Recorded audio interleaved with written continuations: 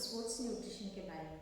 अगर आप एक स्पोर्ट्स पर्सन हैं या फिर एथलीट हैं तो आपको कौन सी चीज़ें अपने डाइट में इंक्लूड करनी चाहिए, कौन सी एक्सक्लूड करनी चाहिए, कौन सी एक्सरसाइजेस करनी चाहिए, वो सारी चीज़ें आज मैं आपके साथ शेयर करूँगी। So as a sports person जो सबसे मेन चीज़ होती है वो होती है एक्सरसाइज। सो एक्सरसाइज को अपने रूटीन में ज़रूर ऐड करना चाहिए। सो आपको अपनी एक्सरसाइज में strength training exercises, high intensity interval training, stretching exercises, yoga, cardio, इन सारी चीज़ों को अपनी एक्सरसाइज रूटीन में ऐड कर लीजिए। लेकिन मेक श्योर कि आप ये सारी चीज़ें एक साथ ना करके इन्हें अलग अलग डेज पे करिए, एक साथ मत कीजिए। क्योंकि इन दिनों लोग यही मिस्टेक्स कर रहे हैं, 2-2 3-3 घंटे जिम में जाते हैं और सारी एक्सरसाइजेस एक साथ कर लेते हैं। उसकी वजह से उन्हें बहुत स्ट्रेस आ जाता है। एंड लास्ट ईयर हमने ऐसी बहुत सी न्यूज़ सुनी सेलिब्रिटीज़ की जो बहुत कम ईयर में उनकी डेथ हो गई because of the heart attacks, क्योंकि वो यही मिस्टेक्स कर रहे थे। अगर आपकी बॉडी आइडियल है, आपका आइडियल बॉडी वेट है, तो आपको इन सारी चीज़ों की कोई ज़रूरत नहीं है। सो मेक श्योर कि आप अपनी एक्सरसाइज को इस पैटर्न में डिज़ाइन कर लीजिए, वीकली डिज़ाइन कर लीजिए, ना कि सारी एक्सरसाइज को एक ही दिन में कर लीजिए। So moving towards the next, so the next is do not cut down carbs in your diet. बहुत से लोग इसे सोचते हैं कि हम कार्ब्स कट डाउन कर लेंगे एंड उसकी जगह पे प्रोटीन एंड फैट्स इंक्रीज कर लेंगे। लेकिन उससे होता क्या है कि हमारी बॉडी कीटोन्स ज़्यादा प्रोड्यूस करती है एंड जब कीटोन्स ज़्यादा प्रोड्यूस होते हैं तो हमें एसिडिटी होती है, ब्लोटिंग होती है एंड कई बार चांसेस होते हैं कि हमें लीवर या किडनी डैमेज हो सके।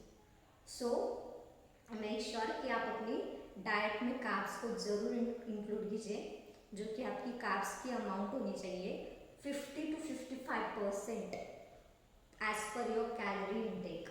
सो कार्ब्स को कट डाउन ना कीजिए, कार्ब्स अपनी डाइट में ज़रूर इंक्लूड कीजिए। So the next thing is fats. लोग फैट्स को भी इग्नोर कर देते हैं, वो सोचते हैं कि प्रोटीन को और कार्ब्स को इंक्रीज कर देंगे, फाइबर्स को इंक्रीज कर देंगे, लेकिन ऐसा नहीं करना चाहिए। अगर आप फैट्स को डिक्रीज कर दोगे तो आपकी जॉइंट्स की जो मूवमेंट है वो रिस्ट्रिक्ट हो जाएगी, आपकी जॉइंट्स में से आवाज़ आने लगेगी, जॉइंट्स रिजिड हो जाएंगे। सो इसकी वजह से आपको फैट्स को ऐड ऑन ज़रूर करना चाहिए। आपका फैट का जो इंटेक होना चाहिए वो 30% होना ही चाहिए अपने डाइट में as per your calorie intake. सो लेकिन फैट्स का मतलब हेल्दी फैट्स जो कि आपको सीड्स एंड नट्स में से मिलते हैं, not a unhealthy fat. Okay, and the next thing is fibre. So हमें अपनी डाइट में फाइबर का इंटेक 20 to 30% ज़रूर करना चाहिए for female which is 20 to 30% and for male which is 30 to 40%। सो अगर आपका फाइबर इंटेक अच्छा होगा तो आपकी बॉडी में गट हेल्थ अच्छी होगी, जो कि हेल्प करता है आपकी जो बॉडी में जो भी टॉक्सिन्स है उसे रिमूव करने में। सो फाइबर का इंटेक अच्छा होना चाहिए। And next thing is antioxidants. So आपकी डाइट में एंटीऑक्सीडेंट रिच फूड जाना चाहिए, जो कि आपको कलरफुल वेजिटेबल्स से मिलता है। मतलब आपकी डाइट में हर एक कलर की सब्जी या फल होना चाहिए, जिसे हम कहते हैं रेनबो, ईट अ रेनबो, जिसमें मैंने रिसेंटली एक रील अपलोड की है इंस्टा एंड फेसबुक के, जो आप वॉच कर सकते हो। सो टेक एंटीऑक्सीडेंट्स, जिसकी वजह से आपकी स्किन रिपेयर होगी, क्योंकि स्पोर्ट्स पर्सन ज़्यादातर सनलाइट में सन में काम करते, बाहर धूप में काम करते। सो उनकी वजह से उसकी स्किन डैमेज हो जाती है। सो वो डैमेज रिपेयर करने के लिए एंटीऑक्सीडेंट्स का होना हमारी बॉडी में बहुत ज़रूरी होता है। एंड उसी के साथ हमें विटामिन सी एंड ई भी लेना चाहिए, जो हमारी स्किन के डैमेज को रिपेयर कर सके। And the next very important thing is water intake. As a sports person आपकी बॉडी हाइड्रेटेड होना बहुत ज़रूरी होता है, क्योंकि ड्यूरिंग एक्सरसाइज आपकी बॉडी 6 to 10% वाटर लॉस कर देती है। सो उसकी वजह से आपको अपने वाटर इंटेक पे ध्यान देना चाहिए। अगर आप अडल्ट हो तो आपका 65% होना चाहिए। एंड अगर आप एक चिल्ड्रन एथलीट हो तो आपकी बॉडी में 60 to 65% वाटर जाना चाहिए। अगर आपकी यूरिन का जो कलर है वो क्लियर है, इट मीन्स आपकी बॉडी प्रॉपरली हाइड्रेटेड है। एंड अगर कहीं भी उसका कलर येलोइश हो जाता है तो इट मीन्स कि आपकी बॉडी में वाटर लेवल कम है। सो आपको अपनी वाटर लेवल को इंक्रीज करना चाहिए। And the next which is very important is supplements. As a sports person आपको अपनी परफॉर्मेंस बिल्ड करने के लिए सप्लीमेंट्स लेनी पड़ती है एंड कई पर्सन इसे लेते भी हैं। So the first is creatine.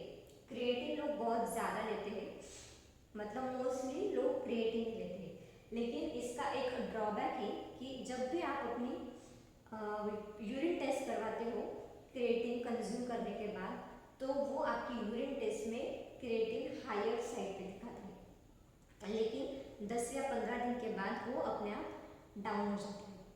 वो हायर इसीलिए दिखाता है क्योंकि आपने उसे एक्सेस में कंज्यूम किया है, that's why it is on a higher side. So the next supplement is glycerol. So आप इसे भी ले सकते हो अपनी परफॉर्मेंस बिल्ड करने के लिए। एंड मैं रेफर करूँगी आपको कि आप जितना हो सके उतनी अपनी डाइट से अपनी रिक्वायरमेंट को कंप्लीट कीजिए, कोई भी सप्लीमेंट्स पे ना जाइए। एंड अगर आपको बहुत ही ज़्यादा नीड है सप्लीमेंट्स की तो ही मैं आपको सजेस्ट करूँगी कि आप सप्लीमेंट्स लीजिए, वरना आपको कोई ज़रूरत नहीं सप्लीमेंट्स लेने की। आप अपनी डाइट को कंप्लीट कीजिए rather than supplements. Okay, so that's it for the today. And अगर आप ऐसे कोई भी हो जिन्हें मुझसे 1-to-1 कंसल्ट करना है, सो मैंने नीचे डिस्क्रिप्शन में एक लिंक दी है, आप उसे फिल कर सकते हैं। अगर आपको वो फिल करने में कोई प्रॉब्लम आ रही है तो मैंने यहाँ पे एक नंबर शेयर किया है, स्क्रीन पे अभी दिख रहा होगा। सो आप उस नंबर पे मुझे डायरेक्ट कांटेक्ट कर सकते हैं and we will connect with you. So thank you for the watching.